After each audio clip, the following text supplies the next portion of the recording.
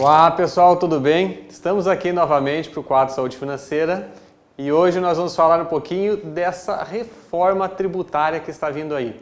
Recentemente a gente teve algumas notícias referente à proposta de reforma e o que ela pode trazer então, o que a reforma tributária pode trazer especialmente para a pessoa física, que vai ser o nosso foco aqui. Perceba, uma coisa importante. Quando a gente vai trazer essas informações aqui, elas fazem parte de uma proposta que ainda vai ser discutida e, portanto, não é a redação final, vamos dizer assim, né?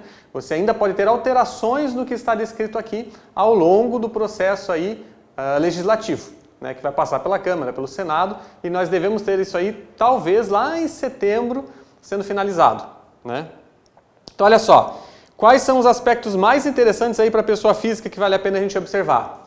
Nos fundos de investimento. Nos fundos de investimentos nós temos uma alteração bastante favorável, que é a história da alíquota única de 15%.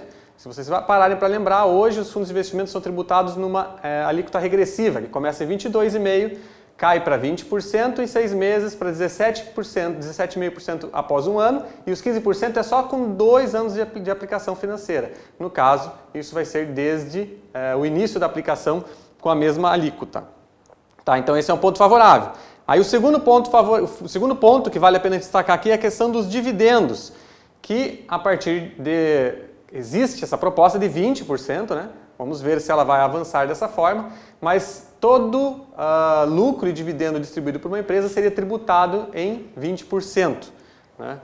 Isso naturalmente vai afetar também os dividendos de bolsa. Então quem tem as estratégias, por exemplo, de renda variável com distribuição de dividendos vai ser afetado por essa alíquota de 20%. Vale observar aí que a gente vai ter uma isenção de R$20 mil para as pequenas empresas e de médio porte também. Tá? Até R$20 mil por mês. Nas operações em bolsa, vai unificar também a alíquota em 15%, seja em day trade ou swing trade. Hoje, por exemplo, o day trade ele é tributado a 20%, né? E as operações de ganho de capital em fundos imobiliários também é 20%. E no caso a gente vai ter uma redução, portanto, para 15% em todas essas formas de negociação em bolsa. Isso implica na possibilidade também de você fazer compensações em day trade com swing trade, coisa que não era possível até esse momento. Vamos ver como avança as negociações aí na reforma, né? A outra questão...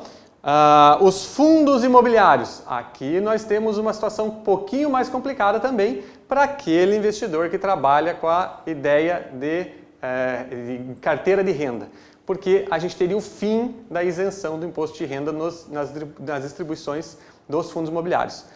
Vai avançar? Vamos ver aí pela frente qual vai ser o cenário.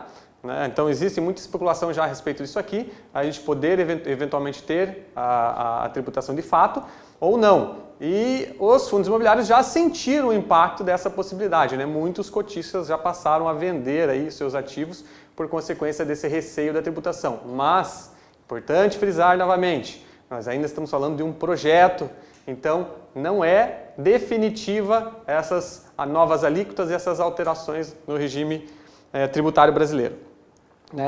E na renda fixa, como a gente já falou dos fundos de investimento, né, vai ter aquela alteração com a alíquota única, naturalmente na renda fixa também teríamos isso. O que é a renda fixa? Ora, é o CDB, é o Tesouro Direto, então aquelas aplicações de emissão do Tesouro ou bancárias, ou de empresas privadas, né? Tá, ok? Tudo que for relacionado à renda fixa lá, que é pré-fixado, pós-fixado e inflação. Muito bem. E aí nós temos mais uma novidade que é em relação à possibilidade de atualização dos valores dos imóveis, onde vai ter uma alíquota de 4%. A questão que vai entrar aqui é se aquela valorização que efetivamente você lança lá por conta de obras, etc., como é que vai ser feita essa questão aí? Se isso vai ficar de fora dessa tributação de 4% ou vou englobar tudo numa coisa só? Vamos ver como avança. Então são alguns aspectos importantes para levar em consideração e acompanhar nos próximos meses aí. Aqui é Juan Sabe, planejador financeiro, e até a próxima.